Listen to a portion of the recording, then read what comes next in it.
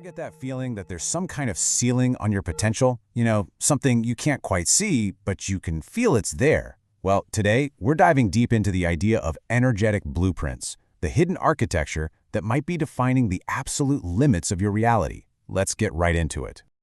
Okay, think about it like this. Imagine an architect's blueprint for a massive skyscraper. If there's even one small flaw in that original design, the entire building is limited. It can only go so high. So what if that same exact principle applies to your consciousness? What if the spiritual program you're running isn't the original, but a copy that was intentionally capped, limiting how high you can build before you even start? So the sources we're digging into today talk about how every single living thing is built on a hidden framework. And this isn't just some poetic metaphor. We're talking about a real energy field, sometimes called a morphogenetic field, that literally acts as the foundational plan for our energy, our body, and our consciousness. Yeah, this blueprint is basically the core instruction set for your entire existence. It's wild. It influences everything from your DNA right down to your cellular structure. But, and this is the important part, it also dictates the very frequencies, or you could say the dimensions, of reality that you're even able to tune into. It is, quite literally, the base layer of your being. Okay, so if we all have one of these blueprints, which one are most of us using? Well, according to this material, the vast majority of humanity is running on a program that isn't the original, and apparently it comes with some pretty significant limitations. I'm sure you've seen this symbol before. It's the famous Kabbalah tree of life.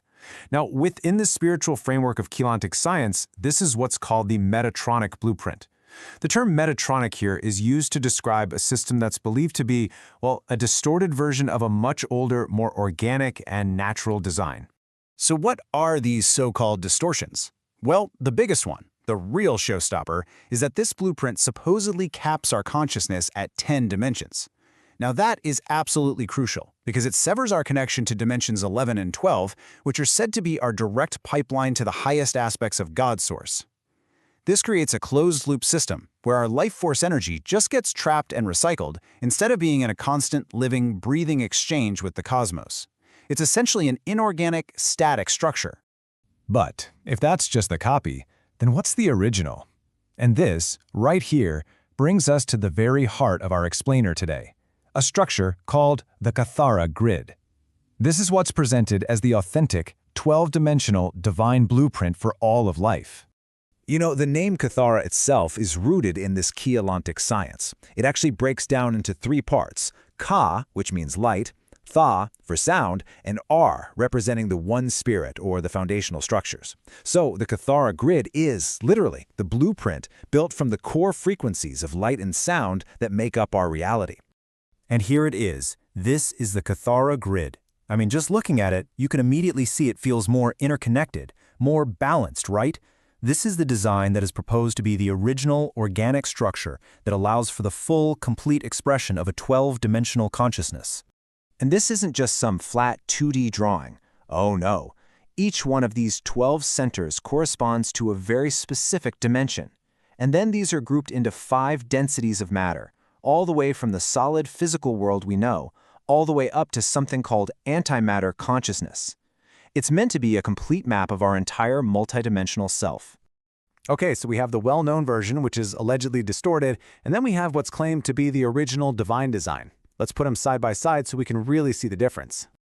So, on the left, we've got the familiar 10-point tree of life, and on the right, the 12-point Kathara grid. Now, the difference might look a little subtle at first glance, but the energetic implications are supposed to be profound. The structure on the right is said to represent a complete open pathway for consciousness, while the one on the left, well, that's a system with those absolutely critical top-level connections missing. This table really breaks it all down, doesn't it? The Metatronic tree locks you into 10 dimensions, the Kathara grid opens the door to all 12. That huge difference means energy gets trapped and goes static in the first system, while it's free-flowing and constantly renewing itself in the second. But look, the most important difference is right there, that source connection. One blueprint severs it, the other keeps it wide open. It's the difference between a closed, inorganic system and an open, organic, living one. So why does any of this even matter? I mean, this isn't just abstract theory, right? According to the source material, actually activating this original 12D blueprint is said to have some profound, really tangible effects on our lives and our spiritual journey. And the claimed benefits, they're truly transformative. We're talking on a physical level, activating our full DNA potential, maybe even leading to cellular regeneration.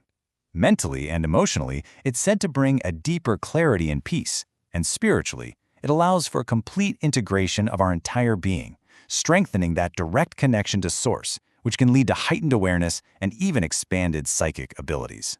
And here is the most shocking part of this whole idea. The source material claims this isn't some niche issue affecting a few people. No. It suggests that a staggering 99% of all life on our planet is currently operating on that limited 10-dimensional blueprint. If that's true, that would mean there's a widespread energetic handicap affecting nearly every single one of us. So what's the ultimate takeaway here?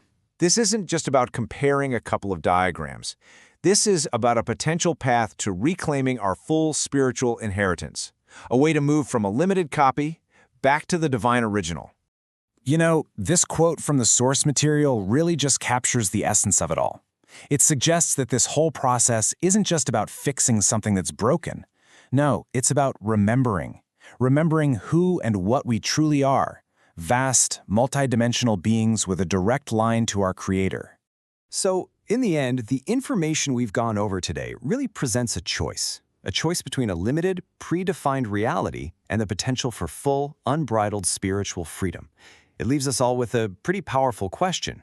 Now that you know about your original design, are you ready to reclaim it?